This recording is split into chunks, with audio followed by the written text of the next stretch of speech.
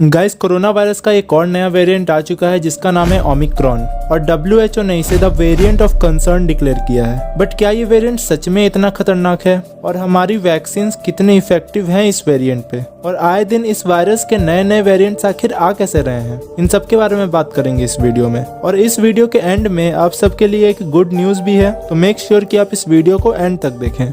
तो ये ओमिक्रॉन इस कोरोना वायरस की फैमिली का 4th वेरिएंट है। जी हाँ, इसके पहले हम ऑलरेडी इसके 3 वेरिएंट्स देख चुके हैं जो कि हैं अल्फा, बीटा एंड डेल्टा, जिसमें से जो सबसे डेंजरस वेरिएंट था वो था डेल्टा वेरिएंट।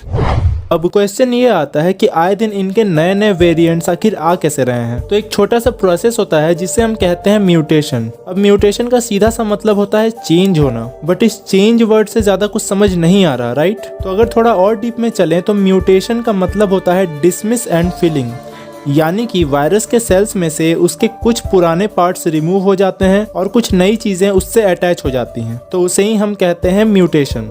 तो अब सवाल आता है कि इस ओमिक्रॉन वेरिएंट में जो म्यूटेशंस हैं वो हमारे लिए कितने डेंजरस हो सकते हैं और क्या हमारी करंटली यूज होने वाली वैक्सीन्स इन पे काम करेंगी।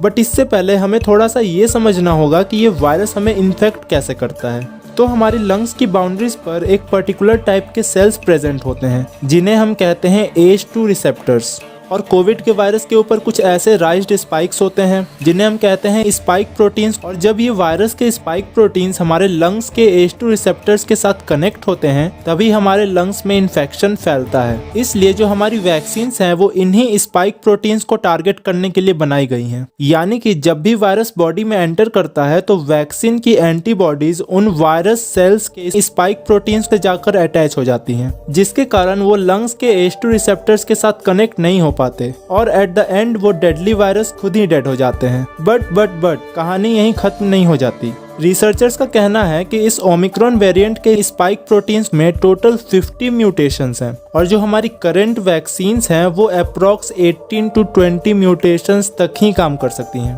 तो अकॉर्डिंग टू दिस ये कहना गलत नहीं होगा कि हमारी वैक्सीन्स पूरी तरह से इफेक्टिव नहीं है इस ओमिक्रॉन वेरिएंट पे, यानी कि अगर आपने वैक्सीन ले लिया है तो भी काफी चांसेस हैं आपको ओमिक्रॉन से इन्फेक्शन होने के। बट यहाँ एक और प्रॉब्लम है, इस ओमिक्रॉन वेरिएंट के जो सिम्टम्स हैं वो बाकी वेरिएंट से बिल्कुल ही अलग हैं। जी हाँ, इस वेरिएंट में आपका ऑक्सीजन लेवल नहीं गिरता और ना ही आप sense of smell and taste lose करते हो। बट इसके कुछ सिम्टम्स लोगों में देखे गए हैं जो कि हैं सडनली टायर्ड फील होना बिना ज्यादा काम किए, या फिर सोर थ्रोट होना। और इसके अलावा हमें धीरे धीरे इसके और भी डिफरेंट टाइप के सिम्टम्स आगे देखने को मिल सकते हैं। अब लास्टली एक और क्वेश्चन आता है कि ये ओमिक्रॉन वेरिएंट हमारे लिए कितना डेंजरस है, क्या ये डेल्टा वेरिएंट से भी ज्यादा डेंजरस है, और क्या इसी क्वेश्चन में हमारे लिए एक गुड न्यूज भी छुपी हुई है।